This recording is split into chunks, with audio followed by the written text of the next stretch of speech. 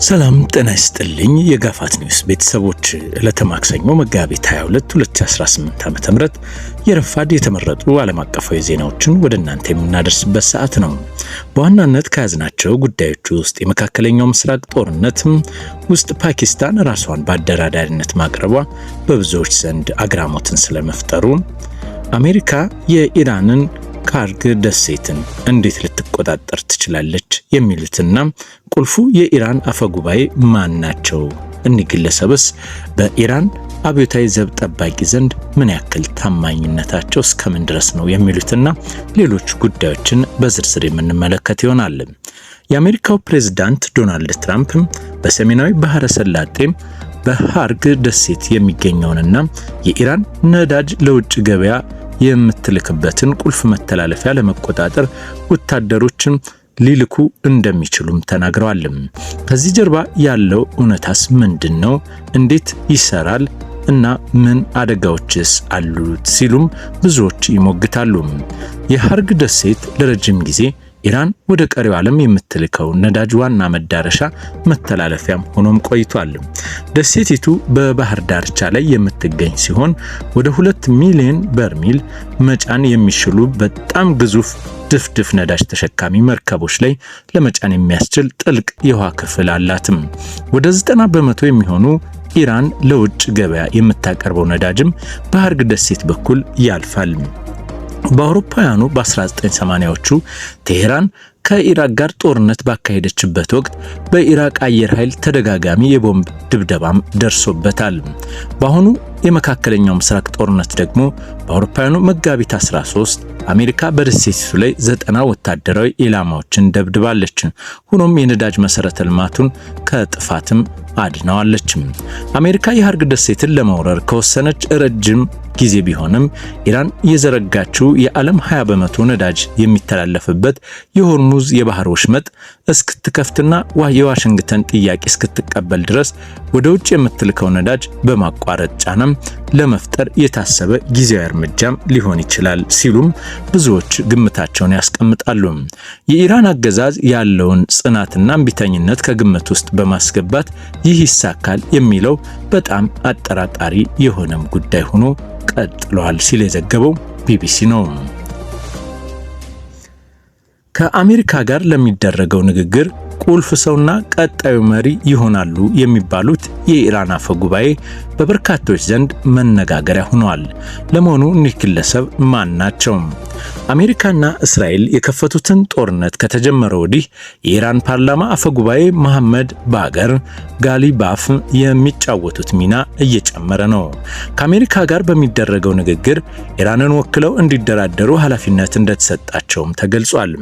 አፈጉባኤው ጋሊባፍ እና የውጭ ጉዳይ ሚኒስተሩ አባስ አራጋቺ ከእስራኤል የግድያ ዝርዝር ውስጥም እንደወጡም የዜና ወኪሉ ሮይተርስ የፓኪስታንን ምንጮችን ጠቅሶም ዘግቧል። ምንጩ እስራኤሎች ትክክለኛ አድራሻቸው አላቸው፣ ሊገድሏቸው ፈልገው ነበር፣ እነርሱ የሚወገዱ ከሆነ ለንግግር የሚቀመጥ ማንም ሰው እንደሌለ ለአሜሪካ ተናግረናል ሲልም ነው የዘገቡትም። አሜሪካም እስራኤሎችም እንደተውትም ጠይቀዋቸዋል ሲልም ተናግረዋል። በኢራንና አሜሪካ መካከል የሚደረገው ንግግር ከሚያሳልጡ አሸማጋዮች አንዷ ፓኪስታን ነች።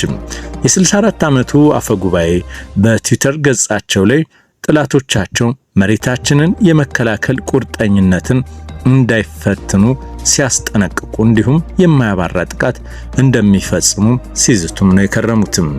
ይህም ቢሆንም ግን የተወሰኑ የአሜሪካ ባለስልጣናት ፖለቲከኛውን ለንግግር የሚያመቹ ሰው አድርገው እንደሚቆጥሯቸው የአሜሪካ የዜና ምንጮችም ዘግበዋል። ጋሊባፍ ከዚህ ቀደም በተደጋጋሚ ለፕሬዝዳንት ተወዳድረው አልተሳካላቸውም ነበረም። ባለፈው አንድ ወር ውስጥ አሜሪካና እስራኤል በፈጸሟቸው ጥቃቶች በርካታ ከፍተኛ አመራሮች መገደላቸውን ተከትሎ ግን እየጎሉ የመጡ ግለሰብ ሆነዋል። የእስላማዊ አብዮታዊ ዘብ አመራሮች ጋር ያላቸው የጠበቀ ግንኙነት፣ በተለያዩ የመንግስት መዋቅሮች ውስጥ ያካበቱት ልምድ እንዲሁም ተራማጅ ወግ አጥባቂነታቸው ወደ አዲስ ስልጣን ደረጃ ሊያሻግራቸው እንደሚችል በርካቶች እየገመቱ ነው። ሳውዲ አረቢያ በሳውዲ አረቢያ ውስጥ በሚገኘው የአየር ኃይል ስፍር ላይ በተፈጸመ ጥቃት የአሜሪካ ወታደራዊ ማዘዣና መቆጣጠሪያ አውሮፕላን መመታቱ ትክክለኛነታቸውን የተረጋገጡ ፎቶዎችም እየወጡ ይገኛሉ ሲል የዘገበው ደግሞ አልጀዚራ ነው። ከሳምንታት በፊት የተፈጸመውን ጥቃት የሚያሳዩ ፎቶዎች መጀመሪያ ላይ የተጋሩት የአሜሪካ ወታደራዊ ዜናዎች በሚያወጣው የፌስቡክ ገጽ ላይ ነበረ። ምስሎቹ E3 ሴንተር የተባለው አውሮፕላን ለሁለት ተገምሶም አሳይተዋል። ይህ አውሮፕላን ራዳር ጠላፊው በሚልም ቅጽል ስም የተሰጠው ግዙፍ አውሮፕላን ነበር። ቢቢሲ ባደረገው ማጣራት ፎቶዎቹ ከሳውዲ ዋና ከተማ ሪያድ ደቡብ ምስራቅ 100 ኪሎ ሜትር ርቀት ላይ በሚገኘው የልዑል ስልጣን አየር ኃይል ሰፈር የተነሱ ናቸው። በአውሮፕላኑ ዙሪያ የሚታዩ ነገሮች ከሳተላይት ምስሎች ጋርም ተመሳሳይ መሆናቸውን ነው የተዘገበው። የቢቢሲ የመረጃ ማጣሪያ ቢቢሲ ቬሪፋይ ከጥቃቱ ቀን በፊት የወደመው E3 አውሮፕላን በስፍራው እንደነበር በሳተላይት ምስል የተመለከተ ሲሆን ጉዳቱ የደረሰበት ተመሳሳይ አውሮፕላን ነው ለማለትም ግን እርግጠኛ መሆን አልተቻለም። ማጣራት ከተደረገባቸው ፎቶዎች መካከል አንዱ ላይ የአውሮፕላኑ የጭራ ቁጥር ይታያል። ቁጥሩን በመጠቀም በተደረገው ማጣራት አውሮፕላኑ በበረራ ላይ እንደነበር ለማረጋገጥም ተችሏል። በጥቃቱ ዕለት የተወሰዱ የሳተላይት ምስሎች በአየር ኃይል ሰፈር ውስጥ እሳት እንደነበርም አሳይተዋል።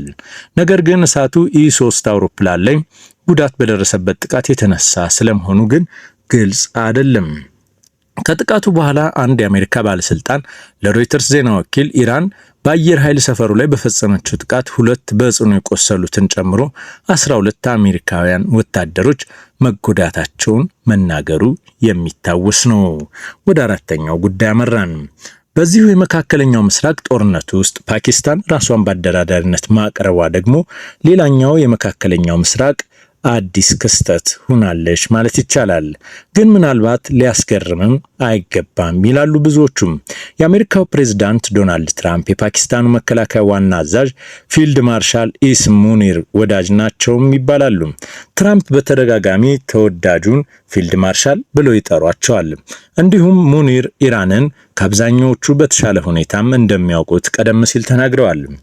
ኢራን የፓኪስታን ጎረቤት ብቻ ሳትሆን 900 ኪሎ ሜትር ወይም ከዛ በላይ ድንበርም ትጋራታለች። ነገር ግን ሁለቱ ሀገራት በድንበር ከመጋራት ባሻገር ጥልቅ የባህል የሃይማኖት ትስስርም ያላቸው የወንድማማች ህዝቦች ግንኙነትም ያላቸው ጽኑ ህዝቦች ናቸው። ከዚህ ሁሉ በላይ ደግሞ የአሜሪካ አየር ኃይል የጦር ሰፈሮችም በአገሪቱ ውስጥም አለመኖራቸው የኢራንን አደራዳሪነት ፓኪስታን ጋር የመሆኑ ሁኔታም እጅግ የተዛመደ አድርጎታል። ውድ የጋፋት ኒውስ ቤተሰቦቻችን ይህና ሌሎች መረጃዎችን ማግኘት ከፈለጉ የዩቲዩብ ገጻችን ሼር፣ ሰብስክራይብ እና ላይክ ያድርጉ። እናመሰግናለን።